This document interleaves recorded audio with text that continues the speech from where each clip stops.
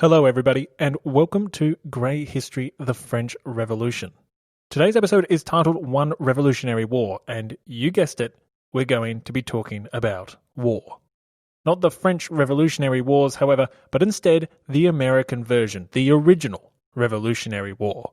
Specifically, we're going to be covering the newly crowned and woefully inept King Louis XVI and his decision to get France involved in yet another international conflict with Great Britain.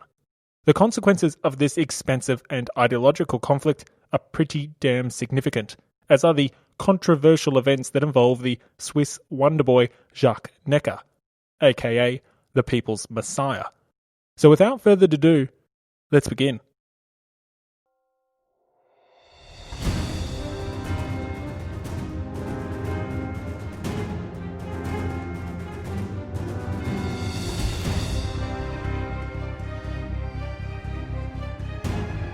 Welcome to Grey History.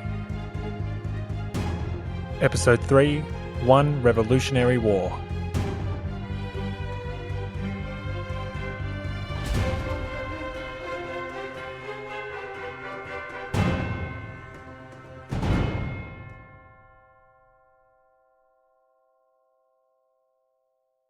Holding Out for a Hero. What a song. If you haven't listened to Holding Out for a Hero by Bonnie Tyler, may I suggest you indulge. It's perfection. The song has a treasured place in my childhood memories, not because I was a child when it was released, far from it, but instead because a cover of the song is the backing music to one of the greatest cinematic scenes in history. The scene in Shrek 2 where human Shrek storms the castle with a giant gingerbread man to receive his true love's magical kiss. I love that scene, and I love that song.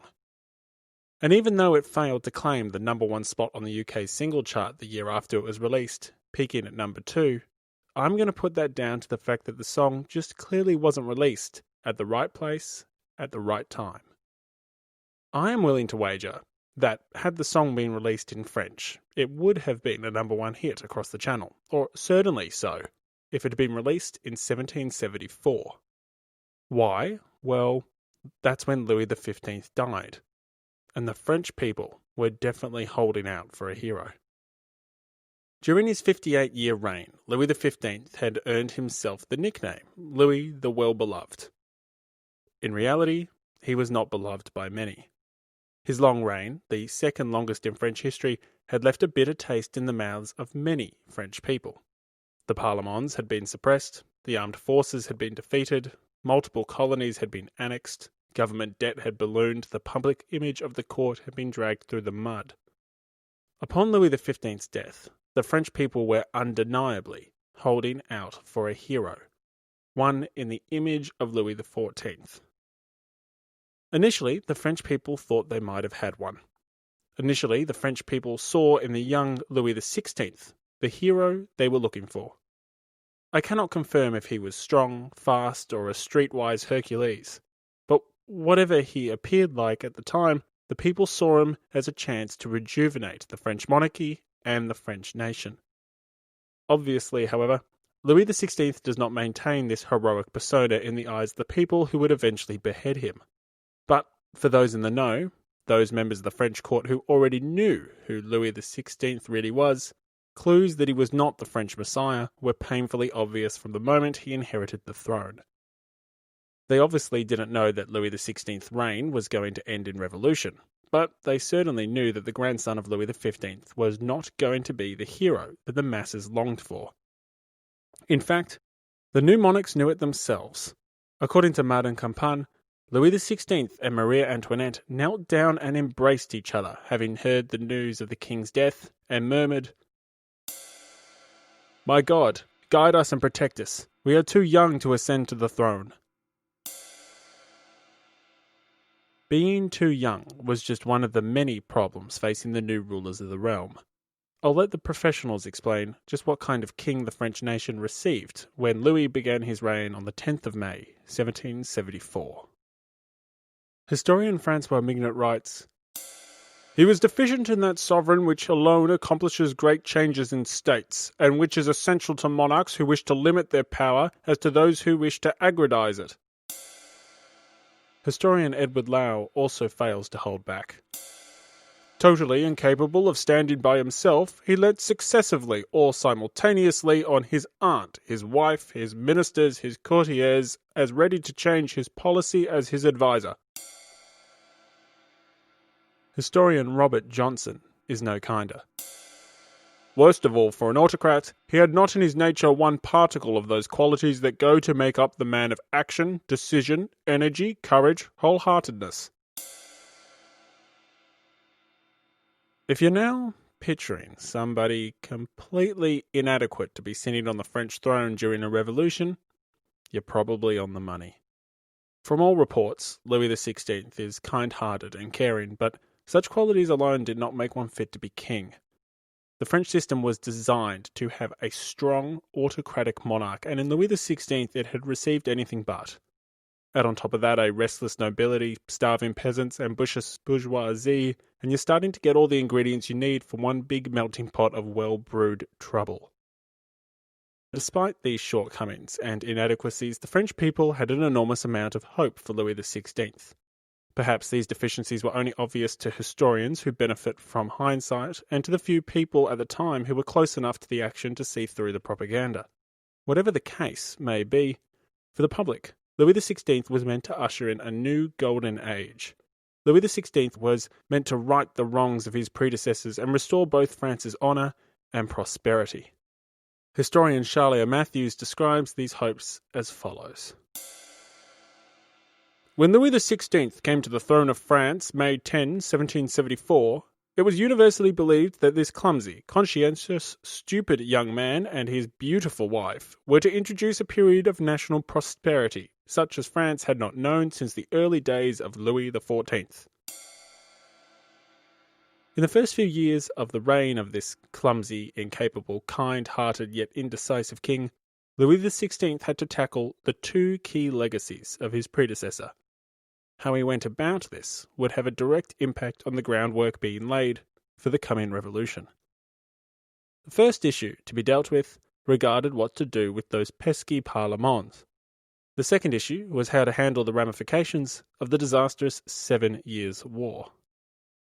On the first issue, Louis recalled the parlements and restored their authority. Now, historians debate as to why he did this. After all, Louis XV had successfully replaced the courts with councils of appointed officials. Unpopular councils for sure, but replacements nonetheless.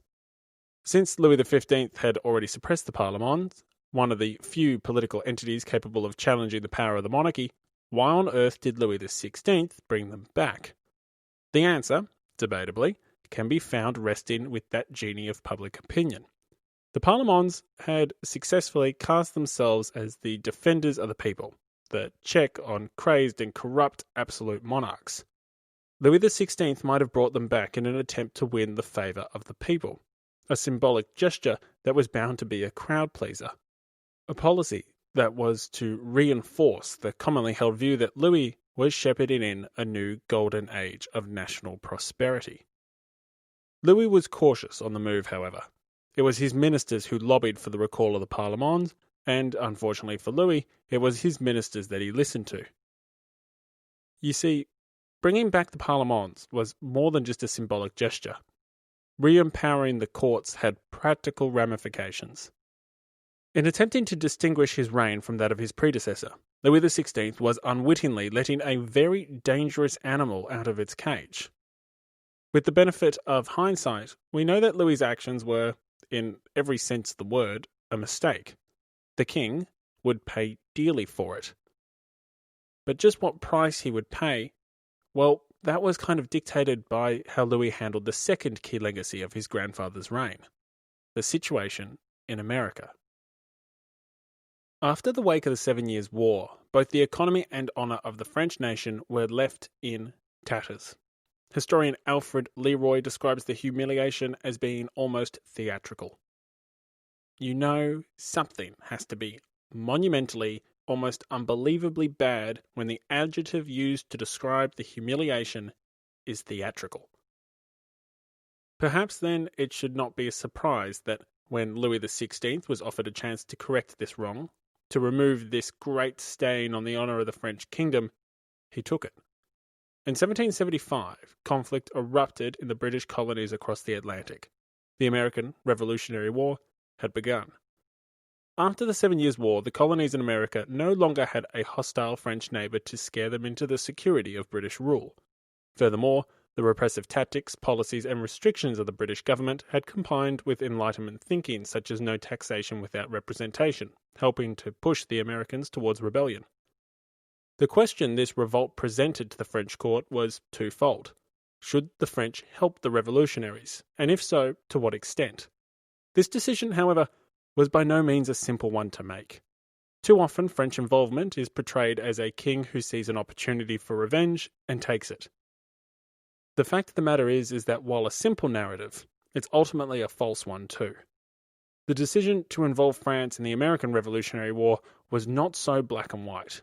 In reality, the king and his cabinet were divided on the issue. The first thorny issue for the French government was whether or not they wanted to help this political revolution in the British colonies. According to historian Simon Schama, Queen Marie Antoinette openly questioned the wisdom of France helping to replace another monarchy with a republican government. We'll speak about Queen Marie Antoinette's role in the revolution later, but I'll flag right now, right here and now, that I am not a big fan. I do not like Marie Antoinette.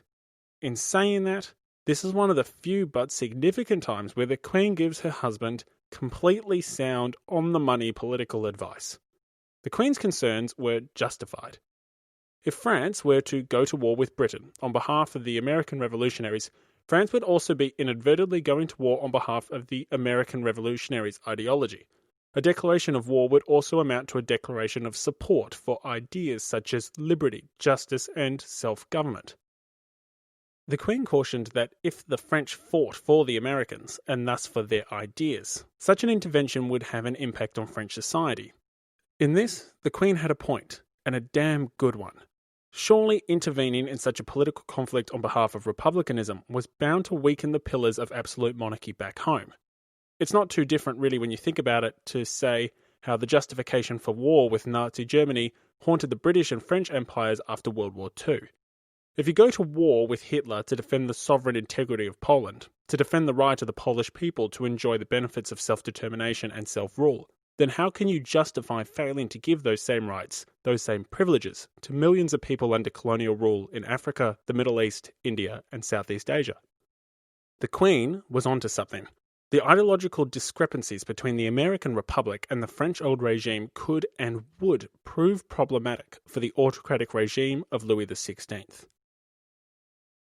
Ideology alone, however, was not the only reason for the French to stay out of the war. Anne-Robert Jacques Turgot, as Controller General of Finances and as head of the Treasury, held one of the most powerful positions in the cabinet. Turgot was opposed to the war for pragmatic reasons, not ideological ones. He didn't see an avenue to restore national honour as much as he saw a path to national destruction. The 7 Years' War and the conflicts which came before it had left the French nation in a significant amount of debt. Turgot was of the opinion that France couldn't financially sustain a conflict with Great Britain should it occur, and thus must prevent such a situation by all means necessary. In arguing for his position, Turgot declared, "The first gunshot will drive the state to bankruptcy." Like Marie Antoinette, he was partially right. Like Marie Antoinette, he was not convincing enough. Louis XVI was no warmonger, and by no means leaping at the opportunity to fight the British and restore French honour. Vergennes, however, the country's powerful foreign minister, held that a military intervention was for the good of the French nation. Some liberally minded nobles and members of the public were calling for intervention on the grounds of it being just, to defend the rights of an oppressed people from an evil British Empire, blah blah blah blah blah. Vergennes was not an ideologue. He was not being swayed by appeals for some greater moral cause based on Enlightenment thinking. The term may not have been invented yet, but he held very closely to the ideas of realpolitik. Vergennes held the opinion that intervention was for the pragmatic good of the state. He reasoned that victory would enable the French to secure trade and commerce across the high seas, and simultaneously weaken a key enemy. More importantly, however, Vergennes also feared that a lack of intervention would have terrible consequences for the French. Vergennes believed that if England won, they would use their large military presence in the region to attack the French West Indies once the Americans had been defeated. However, Vergennes also feared that if the Americans proved victorious, an alliance between America and England could result, and this English-speaking coalition would move not only against French sugar islands, but also wealthy Spanish interests in Peru and Mexico. It was for these pragmatic reasons that Vergennes urged for war. His lack of ideological motivations can be found in the fact that at this very same time a Republican revolt was happening much closer to home in Geneva. However, these revolutionaries were hostile to France, and so unlike the revolutionaries across the Atlantic, the Genevan rebels received no aid from Vergennes. Instead, he sought to crush the neighbouring rebellion under the foot of the French Empire. This is how Vergennes himself described his approach to the two Republican revolutions. The insurgents who I am driving from Geneva are agents of England, while the American insurgents are friends for years to come. I have dealt with both of them, not by reason of their political systems, but by reason of their attitudes towards France. Such are my reasons of state. Realpolitik at its finest. I can't help but contrast such a policy to that of the great nations from our own time. This pragmatic policy pursuit is something I would expect to see from a country like the United States. Punish Russia for intervening in Ukraine's juvenile democracy, yet make no serious attempt to protest the slide back into authoritarian rule by much-needed allies like Egypt, so long as it guarantees stability and protects US interests. Vergennes is, in my opinion, a very modern Minister of Foreign Affairs, despite living 250 years ago. Anyway, we digress. Vergennes' argument for securing vital trade routes and colonial defences were not necessarily enough to push a hesitant king to war. Luckily for Vergennes' schemes, there was another factor at play. Once the French court actually believed the revolutionaries could win the war, and that was by no means a small hurdle to clear, a pesky genie began to well and truly run amok. The genie of public opinion, which had been out of the bottle for some time now, was increasingly a significant factor in the calculations of court policies. Support for the war could be found throughout the kingdom. In one corner of society, many liberally minded nobles sympathised with the Americans' form of ideological and political perspective. Historian George Bancroft argues that it was this factor which he characterised as a movement for intellectual freedom, which was the defining factor that pushed France into open conflict with England. Historian Bertha Gardner also argues that a reluctant Louis was overruled by public opinion in favour of intervention, and notes that the cause of the American colonies was taken up with immense enthusiasm. Intellectual crusades aside, war presented an opportunity to restore honour to the French nation for many other members of the noble warrior class. The American Revolution was their opportunity to fight the great enemy and restore honour not only to their country, but also, in many cases, to their family name as well. Thus, for the nobility of France, whether motivated by Enlightenment ideology or old-school honour, there was plenty of reasons to get involved in the fight. The Second Estate, however, weren't the only supporters of intervention. The Third Estate were on the war bandwagon too. Like members of the liberal nobility, in particular some members of the Third Estate, like the politically minded bourgeoisie, sought intervention for the idealised causes of liberty, justice, and natural rights. Additionally, other members of the Third Estate, such as the merchants and traders, saw the economic opportunity intervention could bring and sided with Vergennes' logic in that regard. In some ways, the case in favour of the conflict was similar to the case in favour of the conflict used by America to justify intervening in Cuba and commencing the Spanish-American War of 1898. War, it seemed, was not only the morally right thing to do, but it was the economically sensible thing to do as well. And unlike the public debate in America before the Spanish-American War of 1898, there was not a load of anti-interventionist voices within the French community that could push back against this possible intervention. Indeed, it was the opposite. The calls for war were deafening. How deafening, however, is a matter for debate. It is noteworthy that while historians George Bancroft and Bertha Gardner claim public opinion was the principal factor in facilitating French participation, not all historians agree. It's an aspect of, well, grey history.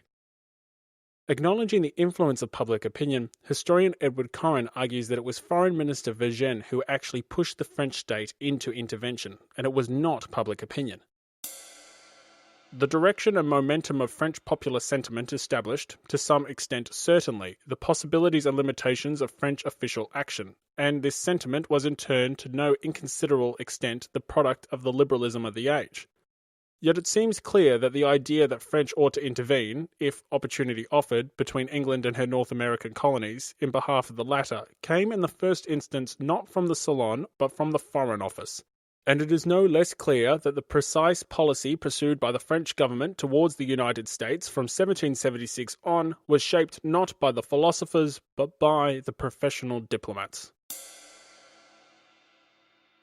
What drove France to declare war on Great Britain remains grey. Irrelevant of what the deciding factor was, the result was the same. The result is black and white. Actually, that's a lie. It's not black and white at all. The result is red. Lots and lots of red. The result was bloodshed. Expensive bloodshed, to be more precise. Once involved in the conflict, the French had to remedy their key weakness against the British. In the 7 Years' War, the French Navy's inability to challenge British supremacy on the high seas was a significant contributing factor to Britain's victory. To rectify this situation, the French, now led by a king known for his fascination with naval conflicts, began to build. Now, if you think about what a navy is useful for, the French needed a world-class navy for three key reasons. The first was to move both men and materials into the various theatres of conflict. This has not only included the Americas, where the conflict was being played out, but it also included Europe. The ability to implement, or at least threaten, an invasion of England was a necessity if you wanted to spread out and split the power of the British Navy. Britain, as a sea power with a much smaller army, could never hope to invade France, so the threat was asymmetrical. But this threat of invasion was even greater once you realised that France could not only invade England with a newly enlarged navy, but also any English colony as well. With a sizable French fleet sailing the high seas, Britain would have to not only relocate resources away from North America to protect her home turf, but she would also need to relocate resources to protect her colonies and territories throughout the Caribbean and Asia as well. Thus, the ability to move men and supplies was a key factor not only for fighting the war, but, at a minimum, for expanding it. The second key reason why the French needed a large navy was to deny the British the same manoeuvrability. Britain was successful in the 7 Years' War in part because she was able to prevent France from supplying her colonies with both the men and materials needed to conduct the fight. If France could deny British troops their much-needed resources, the English could be expelled from the Americas once their armies ran short of vital supplies and fresh troops.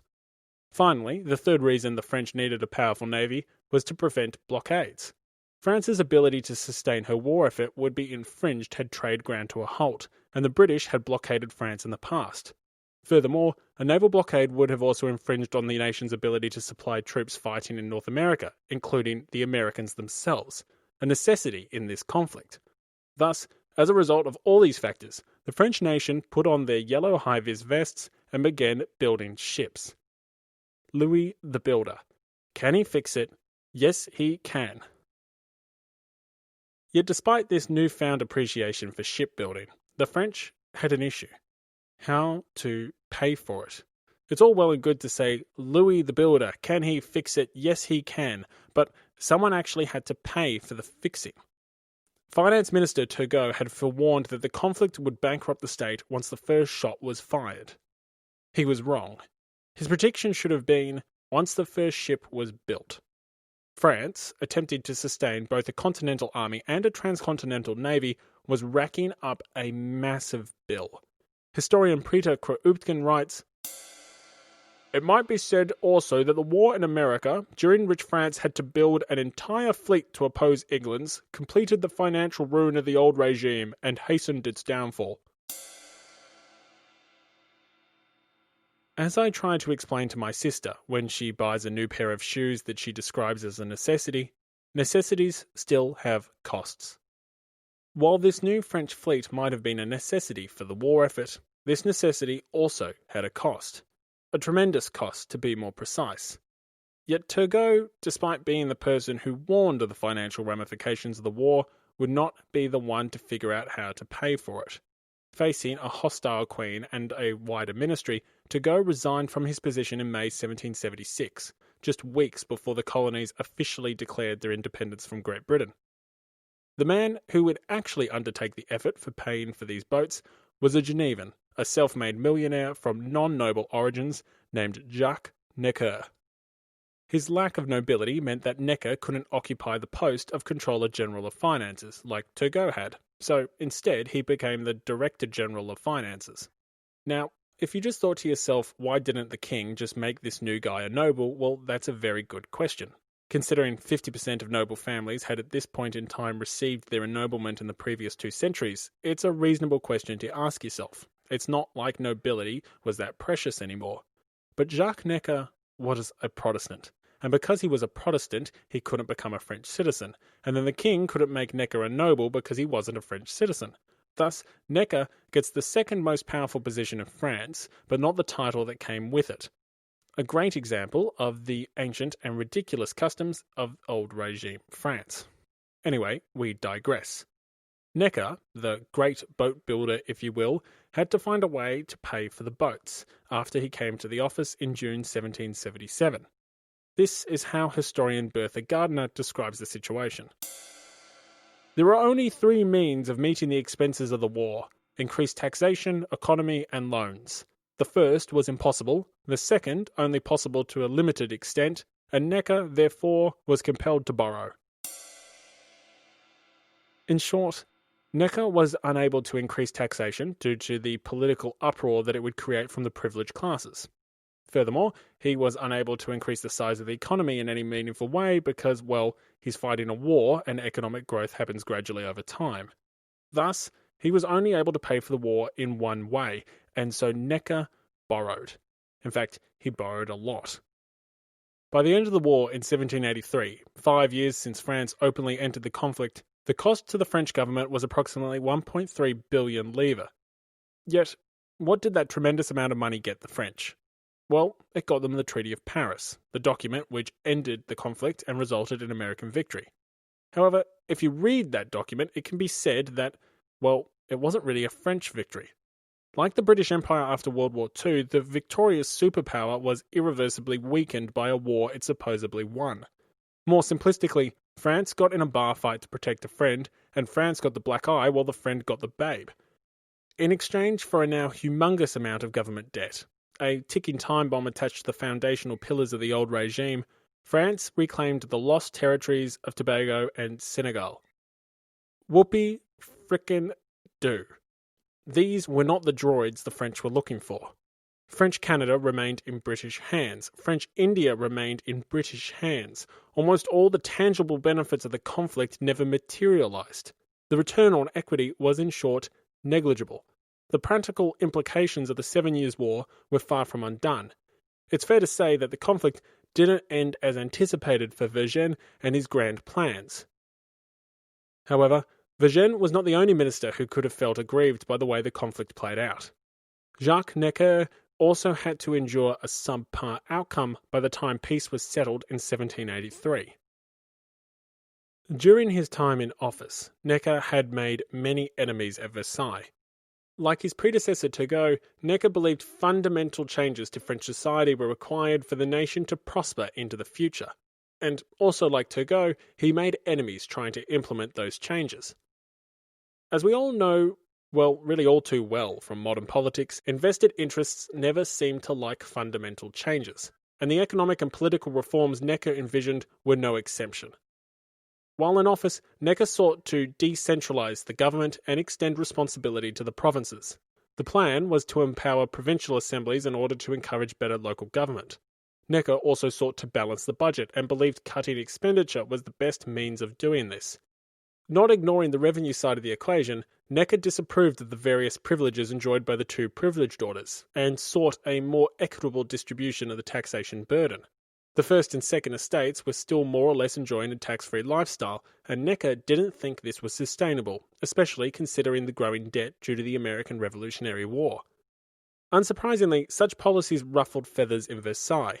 His reforms may have been less radical than Turgot's, but they still made Necker many enemies, and he met serious resistance from entrenched interests. Stonewalled by nobles who were unwilling to curtail their spending nor surrender their taxation exemptions, Necker was unable to make meaningful wholesale reforms. He was, however, able to tinker at the edges, to the frustration of many, many people. Historian Robert Johnson says, "For 3 years he attempted to carry the burden of the war by small economies effected at many points, which produced the minimum of result and the maximum of friction." In short, Necker was managing to do what all good modern-day treasurers try to avoid doing at all costs. He was aggrieving powerful interests for minimal fiscal benefit. However, these small saving measures were not Necker's greatest source of friction. Not by a long shot. Necker's greatest source of friction with his enemies came after the release of a very famous document. That document was titled the Comptes Rendus. Released halfway through the American Revolutionary War in 1781, the Comptes Rendus was a revolutionary publication. It was, in essence, a summary of the government's finances. Now, you may think to yourself that sounds like a very boring revolutionary publication, but believe me, important it was. The document was Necker's attempt to demonstrate France could afford the debt it was borrowing for the war effort. Thus, it was also an attempt to entice creditors to lend even more money to the French government as it pursued its costly endeavour against Great Britain. The surplus the document alluded to was in fact fiction, but the truth rarely matters when it comes to these sort of things. The document achieved its objectives. The fake surplus ensured credit remained abundant. Money continued to pour into the treasury, despite France's questionable means to pay it back. Now, I know what you're thinking. And yes, the Comptes Rendus does sound pretty damn revolutionary, up there with like the 95 Theses and the Communist Manifesto and all those sort of books. Well, no, not quite. Let's face it, it sounds pretty dull. But this document is probably the most important in the first few years leading up to the French Revolution, at least until the pamphlet wars begin. It was not so much what the Comptes Rendus contained, or even what it sought to achieve. It was what the Comptes Rendus represented, and it was the document's unintended consequences which caused so much friction between Necker and his enemies at court. The Comptes Rendus had 3 important side effects. Number 1, Necker's popularity increased. Number 2, Necker's job was lost. And number 3, Necker's boss, the king, was permanently weakened politically. The first side effect related to Necker's public image. The document made Necker look like a financial genius. Actually, more than a financial genius. The reason, after all, why a commoner, a foreigner, and a heretic was given the job in the first place was because he already had a good reputation when it came to finances. Liked by the public for his attempt to reduce the wasteful expenditure of the court and introduce more local government, Necker's popularity swelled even more after the release of the Comptes Rendus. The document showed that the French budget was in safe hands. This increased popularity enraged Necker's enemies. His enemies saw Necker's new level of popularity as a reason to move against him. And let's be clear, Necker had many enemies. Firstly, there was the courtiers, who felt the pain of the lesser salaries that Necker had forced upon them. Secondly, there were the Parlement, who were hostile to Necker's proposed assemblies as that would threaten their monopoly on the opposition. And finally, there were the king's ministers, who were vying with Necker for power and the affection of the king. All of these groups saw Necker's increased popularity as a threat.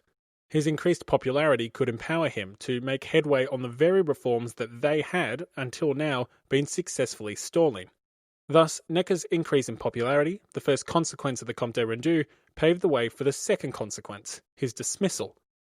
After the Comptes Rendus and the following boost in Necker's standing amongst the people, Necker's enemies began to actively undermine the minister with the goal of having him dismissed. Necker, for his part, actually helped his enemies achieve their goal. Seeing his increased popularity as a shield from their assault, Necker miscalculated in this game of political manoeuvring. Necker's hubris allowed his enemies to rid themselves of the Protestant and foreign upstart. This is how historian Donato Salvemini describes the events that unfolded in 1781.